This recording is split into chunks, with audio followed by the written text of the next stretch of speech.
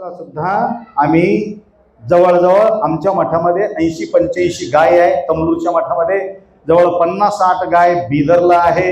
आम्ही गोमयापासून गो क्षीर, गोमय, गोगोत्र ह्याच्यापासून जवळजवळ 250 प्रोडक्ट तयार करतो। लक्षात आलं का? 250 प्रोडक्ट। कोणाला शिकून घ्यायचं असलं तर निशुल्क आपण त्यांना ट्रेनिंग देतो। शेणाचा गणपती तयार करू लागलो। लक्षात आलं का? ते गणपती तयार करून ते गणपती पूजा करून करून कुठं घालतो माहितीये का? गटारमध्ये टाकतो। हे खंताची गोष्ट आहे।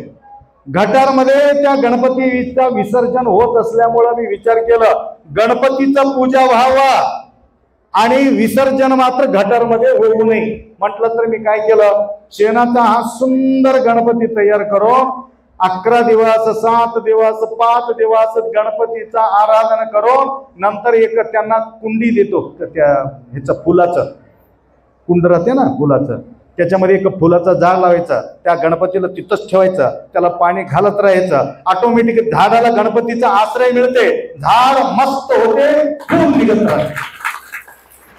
त्याकरता तसा पूजा करून तुम्ही गटारामध्ये टाकून देऊ नका।